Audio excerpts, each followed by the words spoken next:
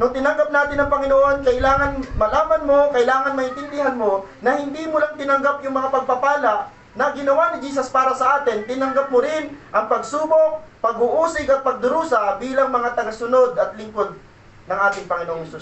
Ito yung composition ng gospel. Pag itong tatlo na to ay kulang, hindi gospel ang isi-share mo. Ano ba ang composition ng gospel? Tatlo. Una, nabuhay si Jesus bilang tao sa sanlibutan.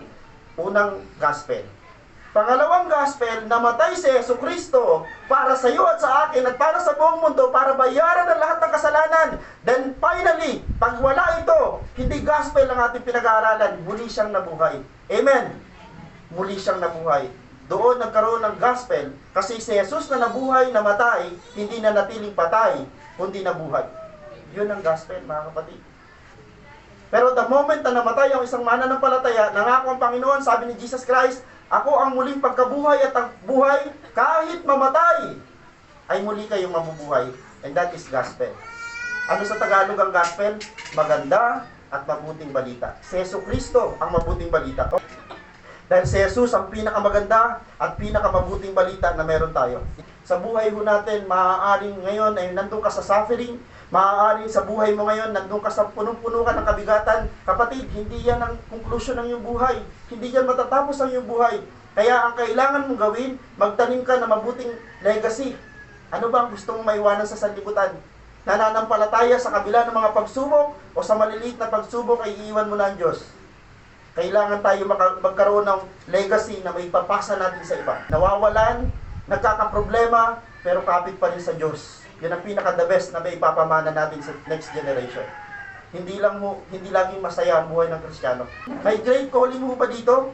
Naniniwala ko, may mga tao na nandito ngayon, may mga great ang calling kasi bakit may mga great na pagsubok. Kung wala kang great na pagsubok, paano ka ilalaban ng Diyos sa mga matitibay?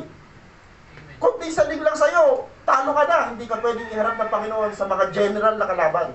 Pero kapag ikaw ay grabe subukin at grabe ang tapang mo, ihaharap ka kasi ng Panginoon sa general na kalaban. Amen po ba? Si Jesus, nung tinanggap natin sa ating buhay, hindi lang natin sa tinanggap para makitira sa ating buhay. Tinanggap natin si Jesus sa ating buhay, hindi para makitira sa buhay natin. Siya yung maging may-ari ng buhay natin. Amen po ba?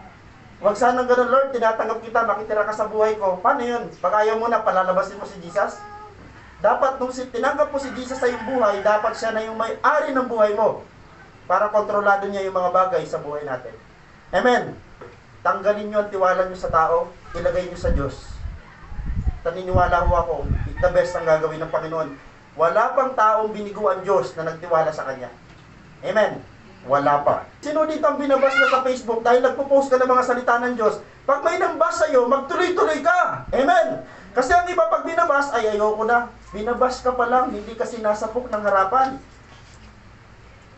Nagpupuri lang tayo, may nagsasabi, mga Kristiyan, tapos titigil ka, hindi dapat ganun. Si Pablo, kahit binubugbog ng harap-harapan, physically, sabi ko, Lord, hindi bang klase ito si Pablo? Kasi bakit? Solid ang pagkakilala niya kay Jesus. Yung angkla ng kanyang faith, wala sa tao, na kay Jesus. Alam ni Pablo, Lord, mamatay man ako na nagpupuri, nagpipreach para sa'yo, bubuhayin mo naman ako. Amen? Ganun dapat ang faith na meron tayo. Pastor, grabe pala yung buhay ng pagiging Kristiyan, hindi madali. Kapatid, hindi madali. Pero alam mo ba ang pinaka-the best dyan? Maghahari kang kasama ni Jesus sa langit. Amen po ba? May kaharian na nag-aabang at nag-aantay sa atin. Diba? Para pag may mga moment na bigat ka na, nasasabi mo sa Panginoon, Lord, kunin mo na kaya ako. Kahit anong prayer mo na kunin na, hindi ka naman kinukuha. Bakit po? May purpose pa si Lord. Yung mga taong ayaw pagpakuha, kinukuha na. Bakit? Wala nang purpose. O kaya, yun na talaga yung itinakda sa kanila. Maraming mga tao nagsimulang Kristiyano, hindi natapos sa pagiging Christian. Bakit po? Tinakwil nila si Jesus. Tandaan, hindi mawawala ang mga pagsubok, pag-uusig at pagdurusa sa pagsunod at paglilingkod natin sa ating Panginoong Hesus. Subalit walang katumbas na saya at gantimpala ang nakalaan sa atin kung tayo'y ganap na magtatagumpay. Take note sa dalawang word. Subalit walang katumbas na saya. Yung suffering, yung pagtitiis mo ngayon dito sa sanlibutan, walang katumbas na saya ang nakaabang sa atin someday pag nagtagumpay ka. Walang katumbas na saya, walang katumbas na gantimpala ang nakaabang sa mga taong magtatagumpay kasama ni Jesus. Kung nagtitiis ka, nakasama si Jesus, walang problema kasi kasama kanya mag-aari. Pastor, gusto ko maging masaya ang buhay. Sige, magpakasaya ka sa mundong ito, pero hindi mo naman makakasama si Jesucristo. May mga tao talaga ho, dalawa lang naman lagi yan. Pipiliin mo yung pansamantalang kasiyahan o pipiliin mo yung habang buhay na kasiyahan.